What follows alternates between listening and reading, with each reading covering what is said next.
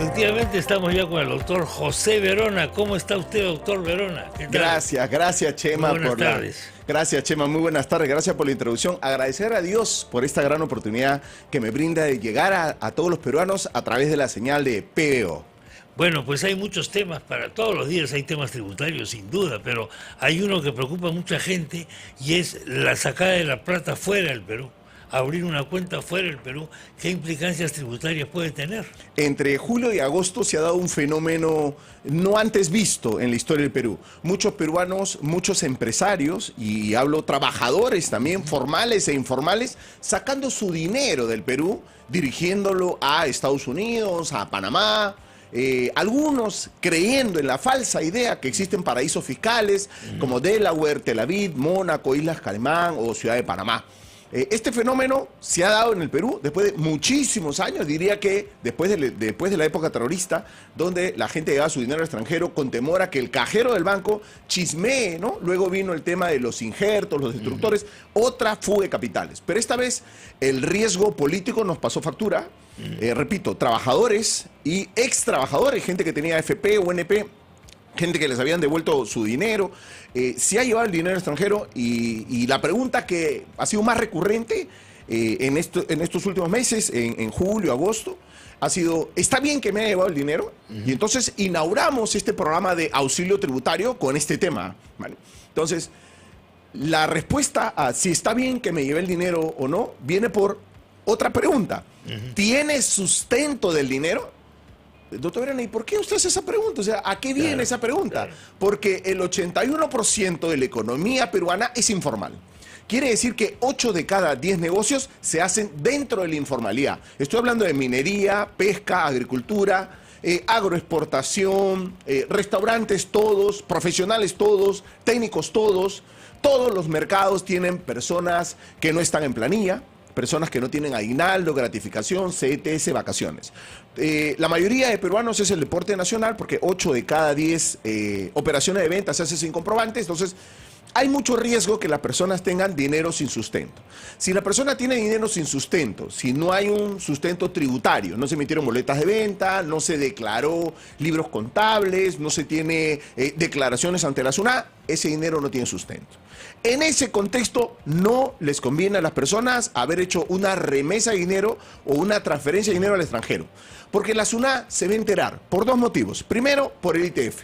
Cuando yo ingreso o retiro dinero, marco el ITF, SUNAT se entera. Segundo, el intercambio automático de información. ¿Qué significa? 174 países en el mundo le informan a la SUNAT el 1 de enero de cada año cuáles son las cuentas que peruanos con pasaporte o DNI tienen el extranjero. 174 países le informan a la SUNAT qué dinero tiene ese extranjero. Tercero, si han elegido Estados Unidos tiene el Patriot Act, el acto patriótico, que nace con el ataque del World Trade Center, cuando los aviones atacaron el World Trade Center, las Torres Gemelas, el famoso 11 de septiembre, o sea, hace unos días, pero hace muchos años, se crea el Patriot Act, el acto patriótico, por el cual cuando una persona de no nacionalidad estadounidense tiene dinero en Estados Unidos lo confisca porque temen que nuevamente financie un acto terrorista. Entonces tienes 3 riesgos de haberte llevado el dinero extranjero. Y la pregunta, porque estamos en auxilio tributario por PBO, la pregunta, doctor, ¿y cómo me puede auxiliar? ¿Cómo me puede resolver el tema? Señores, se ha conocido ya hace unos meses de que en las criptomonedas sí podrían ellos tener su dinero sin ser detectado por ningún sistema financiero, porque hay que aclarar, el sistema financiero nacional o internacional está interconectado. Todo dinero que llegue al sistema financiero, sea BCP, BBVA, Interbank, Scotiabank, SUNAT se va a enterar por el ITF. Y todo dinero que llegue al mercado internacional, SUNAT se va a enterar por el intercambio automático de información.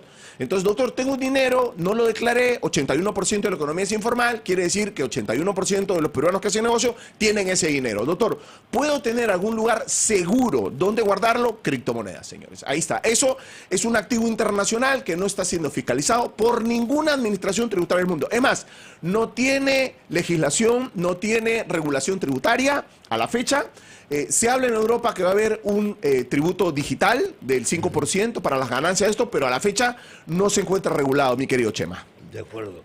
Bueno, ahí tiene usted, porque efectivamente mucha gente teme pues por o por la situación económica, a otros compran dólares, el dólar es el recurso para ahorrar plata y algunos quieren sacar esos dólares fuera. Bien aclarado. Hay una iniciativa de ley sobre la cual quiero consultar. Juntos por el Perú quiere la reforma constitucional del artículo 62. 62. Y se quiere derogar el segundo párrafo del artículo 62, que dice así: la libertad de contratar garantiza que las partes puedan pactar válidamente según las normas vigentes al tiempo del contrato. Los términos contractuales no pueden ser modificados por leyes u otras disposiciones de cualquier clase. Y esto evidentemente tiene una repercusión tributaria evidente. Sí, claro. ¿Y esto qué significaría? Que todo contrato puede ser derogado, revisado, etcétera. ¿Deja de ser ley entre las partes? Yo creo que no va a pasar. ¿No va a pasar? No va a suceder. Las personas que han propuesto esta modificación a la libertad para contratar, recordemos que contrato es acuerdo de voluntad de dos o más partes. No necesita estar por escrito, no necesita ser con firma legalizada, simplemente una persona dice, ¿quieres contratarme? La otra dice, acepto, y existe contrato, acuerdo de voluntad de dos o más partes. Esto restringe o limita la libertad de contratación. De hecho, se está redefiniendo. Doctor, ¿se puede hacer mediante una modificación legal? Sí, claro que se va a hacer, o sea, se podría hacer, pero violaría las instituciones jurídicas del derecho. ¿Vale? Existe una libertad para contratar que está establecida por acuerdo de dos partes, el contrato es acuerdo entre dos o más partes, pero esto viene de otra parte, de un precepto que viene desde Grecia y desde la época de los romanos, que es el contrato es ley entre las partes. Entonces, cuando dos personas se ponen de acuerdo, es como que entre las dos, parece micromundo, celebren un acuerdo entre ambas partes. Las personas, la bancada que ha propuesto esto no tiene mayoría en el Congreso. En el Congreso aún hay gente muy sensata que vienen de ser comerciantes, vienen de ser empresarios y saben que la única manera de hacer comercios, negocios y generar trabajo en el Perú es respetar, tal como están, las instituciones para hacer contratos de negocios en el Perú.